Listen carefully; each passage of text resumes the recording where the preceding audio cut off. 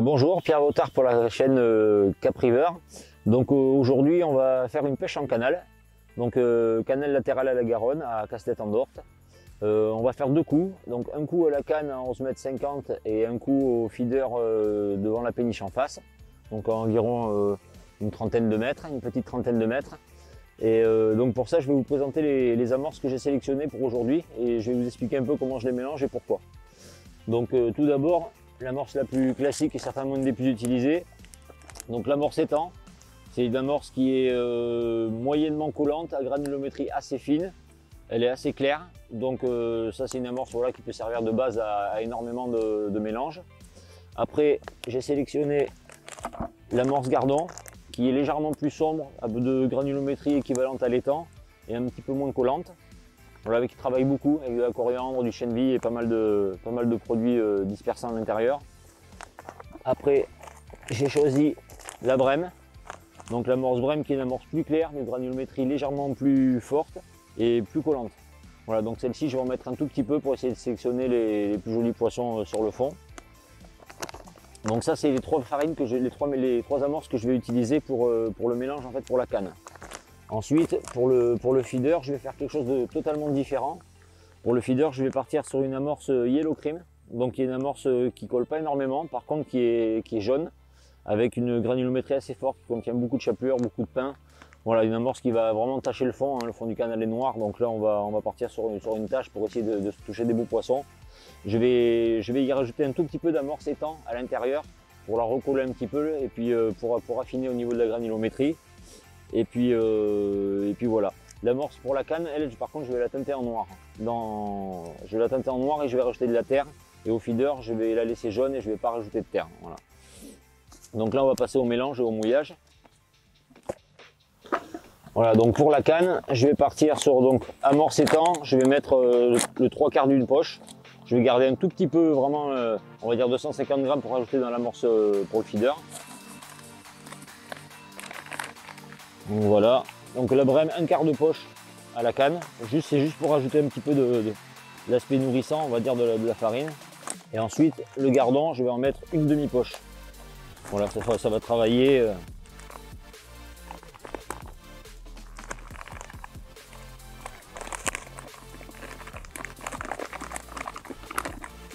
Voilà.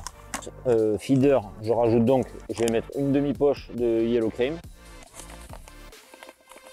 Là-dedans, je vais rajouter dans l'amorce pour la canne, donc j'ai mis mes 3 amorces. Je vais y rajouter un petit peu de chènevis grillé. Je vais y rajouter un petit peu de colorant noir. On mélange le tout pour que ce soit homogène. Pareil dans l'autre bac. Voilà, et donc là on va procéder au mouillage. Donc dans un premier temps, on mouille assez largement. Les amorces Capriver sont relativement fraîches, sont brassées au fur et à mesure, c'est pas stocké pendant des années dans un entrepôt. Donc c'est des amorces qui boivent. Donc là pour celle-ci, voilà, donc on voit que ça commence à coller fort. Donc là on va laisser gonfler. Voilà, donc celle-ci on va y aller plus tranquillement parce qu'il y a de petites proportions, il n'y a que 3/4 de poche en tout. Voilà, donc là on voit qu'il y a une granulométrie plus forte et qu'elle est surtout beaucoup plus claire. Donc là maintenant ce que je vais faire, c'est que je vais monter les lignes. J'ai monté tout le matériel, je vais monter les lignes sur les kits, je vais sonder et je vous reprends après pour la suite du mouillage, l'incorporation de la terre et le tamisage.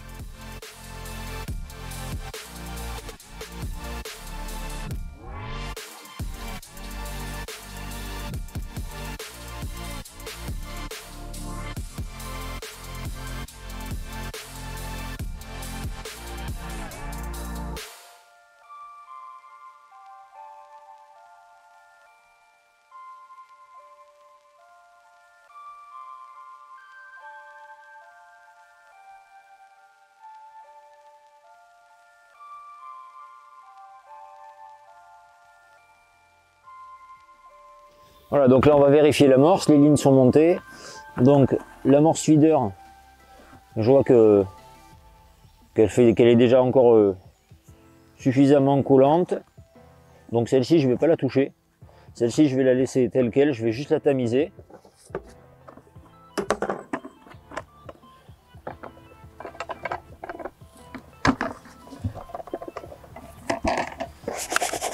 Donc voilà, celle-ci elle est bonne. Et l'amorce pour la canne, voilà, elle est pas mal, mais elle manque encore un tout petit peu d'eau. Donc je vais rajouter un tout petit peu d'eau. Alors là on y va tranquille hein, avec l'eau. Vraiment, on n'y va pas avec le gros seau parce que si on se loupe, c'est le moment où on peut vraiment gâcher son mélange. Donc en terre, environ un bon kilo et demi de terre. Donc terre de rivière. Hop. Et là maintenant je remélange le tout. Et on tamise l'ensemble. Donc voilà, donc là l'amorce est tamisée. Maintenant ce que je vais faire, c'est que je vais incorporer les èches dans le mélange. Je ne vais pas amorcer tout de suite au feeder, on va commencer par la canne. Donc à la canne je vais y mettre quelques gozères, je vais peut-être voir pour couper un ou deux terreaux, mais plus tard. Je vais mettre une petite pincée de maïs pour s'il y a quelques tanches. Donc on va essayer de voir s'il y a des tanches à faire. J'ai également pris d'ailleurs des pelets mous pour écher, Banane Scopex et Almond, pour voir si ça peut décider quelques poissons à manger sur quelques gros poissons qu'il faudrait manger sur le fond. On ne sait jamais, ça donne une alternative aux asticots et aux vers de terreau et au maïs. Donc plus on a d'èche, plus on a de chance de capturer un poisson. Voilà, donc on va passer à l'amorçage.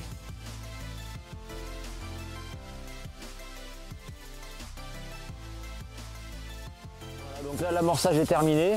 Donc là je vais commencer à pêcher. Alors je vais succinctement vous expliquer les lignes. Donc là je suis parti sur 3 lignes différentes. J'ai monté donc une ligne en 0,50 pour pêcher les poissons à passer au-dessus. Une ligne en 1 gramme pour on va dire avoir une ligne qui lèche le fond mais qui reste quand même, qui dérive quand même dans le courant. Et j'ai monté une 2 grammes pour caler le fond. Voilà, donc là pour l'instant rien de très technique. On va juste adapter au fur et à mesure de la pêche. Je vous montrerai peut-être une 1,5 gramme ou une 1,25 g ou une 0,75, on verra. Donc là on va piquer des gozzers et on va attaquer la pêche.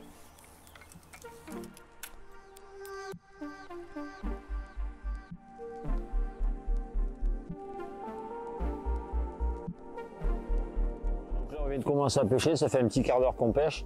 Là on fait régulièrement des poissons assez petits. Voilà, il y a une petite plaquette, on a fait quelques gros yeux, des hybrides. On a fait gardons, des petits chevennes. Voilà, la pêche se met en place, je descends régulièrement des coupelles avec quelques asticots. Je voulais fronder, mais bon, vu qu'il y a quand même pas mal d'herbiers, je vais essayer de localiser mes asticots à un endroit en les mettant à la coupelle. Voilà. Donc là, on continue. Pour l'instant, ça se passe bien. Ça fonctionne au gozzer. Donc voilà, on continue comme ça. Après, on ira voir un peu plus sur le fond, voir s'il y a des plus jolis poissons. Si, j'ai fait un carassin aussi, à la deuxième coulée. Carassin de 200 grammes, 300 grammes. Voilà, donc bon, le canal tient ses promesses.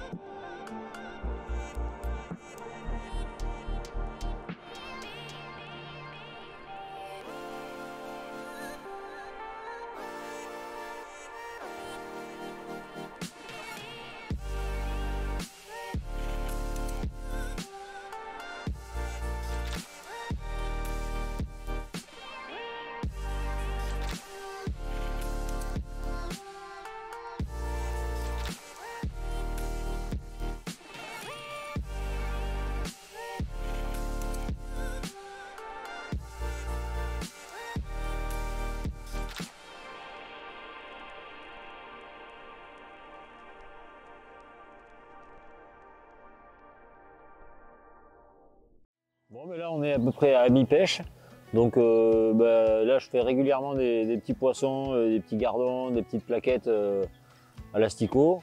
J'ai réussi à toucher une jolie brème et 2 carassins, mais les gros poissons ne veulent pas s'installer, donc là je vais intensifier un peu le rythme des coupelles pour essayer de descendre de plus en plus de gozzers. Et je vais essayer aussi de faire quelques coulées au pelet mou pour essayer de voir s'il y a moyen de calibrer un poisson ou deux. Donc on va essayer ça de suite. Voilà, donc là j'ai éché un petit pelet almond en 4 mm. pour essayer de voir s'il y a un beau gardon ou une brème qui serait intéressée, éventuellement peut-être une tanche aussi. Parce que c'est vrai qu'à l'asticot, on est très vite pris par les petits hybrides, donc la ligne n'a pas tellement le temps de reposer sur le fond. Donc on va essayer ça, voir si ça apporte une différence ou pas.